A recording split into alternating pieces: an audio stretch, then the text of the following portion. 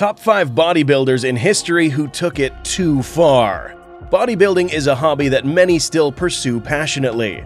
Nevertheless, some individuals took it a little too far by exploring and using alternative approaches such as hormone supplements, steroids, or excessive diuretics. And many of the times, this exploration didn't turn out well, and it leads to major issues, including death. In fact, the world of bodybuilding, where muscles are sculpted and physiques are chiseled to perfection, bodybuilders don't hesitate to push their limits and set new standards for size and definition. What then happened with them, and where are they now? Hey folks, hello and welcome back to Mind-Blowing Top 5, where we give you things that will definitely blow your mind. In this video, we have decided to explore some passionate bodybuilders that took the game a little too far. They might also be the biggest and most influential bodybuilders of all time. From Andreas Munzer to Mustafa Ismail, these men have left an indelible mark on the sport and have inspired countless others, but many of them didn't end well in their passion. So get ready to pump some iron and learn about the legends of bodybuilding that took it a little too far. But before kicking in, make sure that you have subscribed to the channel and hit the bell icon to stay updated with the latest videos from our channel. With that being said, let us get started. Here are the top 5 bodybuilders in history who took it too far. Number 1. Anthony D'Arezzo.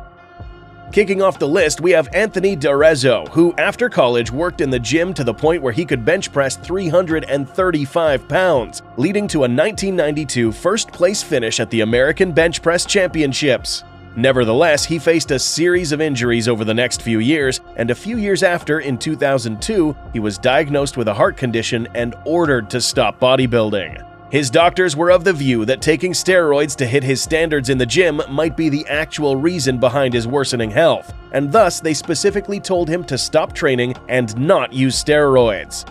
Actually, complying with the doctor's advice, he stopped training, but in 2006 decided to start working out again. And not only that, but he decided to go back to taking growth hormones via injections. Alas, he passed away in a hotel room the night before an event in Pittsburgh. And what is most noteworthy about his death is that he died while practicing his bodybuilding poses in front of a group of close friends. That is so sad.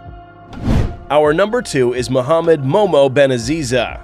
Featuring number 2 on our list is Mohamed Momo Benaziza. At a young age, Benaziza was a soccer player and started working out and training his body to remain fit for the game. However, while working out and achieving the various milestones on the way, he eventually decided to enter a bodybuilding event in Spain. And after winning, his aim to take bodybuilding to another level was further strengthened. And he continued to enter events and even won the Night of Champions in 1990. Given his dominance, he was given the name Killer of Giants. In 1992, Benaziza was part of the Mr. Olympia Championships, and he even finished in 5th place. Nevertheless, it was shortly after this competition that he was found dead in his hotel room.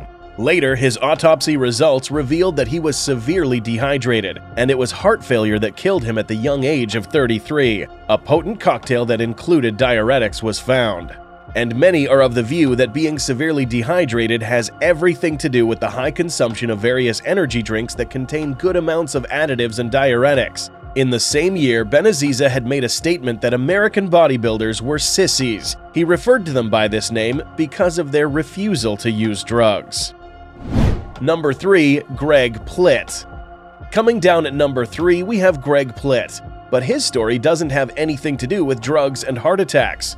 Greg Plitt was a West Point graduate and Ranger. He started his career in Los Angeles as a personal trainer, and everything was going fine. He wasn't one of those passionate bodybuilders who were always high or taking steroids or hormones. In fact, he even created a workout program named MFT28 that would be featured on the website bodybuilding.com. Plitt made the covers of fitness magazines such as Men's Health, Muscle and Fitness, and American Health and Fitness.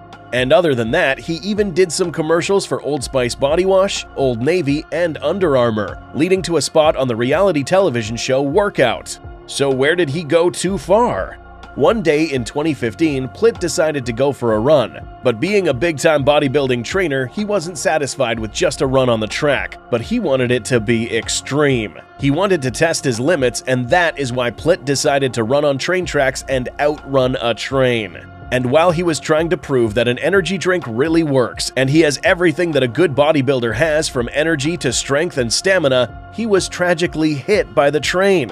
While no one knows what happened exactly because there were no cameras, the spectators believe that he was trying too hard to push his limits and actually make it to the other side before the train. Number 4. Bertil Fox. Making number 4 on our list is Bertil Fox, who is not only a retired professional bodybuilder from the island of St. Kitts and Nevis, but is considered one of the greatest bodybuilders of the 1970s and 1980s, known for his massive size and symmetry. He started competing as a professional bodybuilder in 1975 and quickly made a name for himself by winning several major competitions, such as the Mr. Universe, Mr. World, and Mr. Olympia. He won the Mr. Universe title 5 times and Mr. Olympia once in 1981. He was also known for his rivalry with another pro bodybuilder at that time, Frank Zane. But his bodybuilding took to his head and he completely lost it and was convicted of murder in the 1990s in the United Kingdom. Actually, in 1992, he was found guilty of murdering his former girlfriend and her mother in their home in London, England. He was sentenced to life in prison. And though Fox claimed self-defense, most expect that it was his inner rage that had been built up and been suppressed over the years, the intensity of suppressed rage aided by human growth hormone. Number 5. Mustafa Ismail. The number 5 on our list took it a little too far by eating up to 7 pounds of protein to grow his 31-inch arms. Apart from that, Mustafa Ismail claims that he never cheated with steroids, synthol, or other types of injections while bodybuilding. And he makes sure to establish this fact whenever he's asked about his arms or if his massive biceps are legit. But to achieve these biceps, he surely had to go too far, like many others on the list. Over time, he only focused on his biceps, and so while the rest of his body is fit and not overly muscular, he looks like a freak-like figure due to his giant arms. Alright guys, this brings us to the end of this video. Thank you so much for tuning in. Please make sure you like, comment, subscribe, and hit the little notification bell. Also, you can follow us on Instagram and Facebook to get updated with so much latest content and a chance to get to know us better.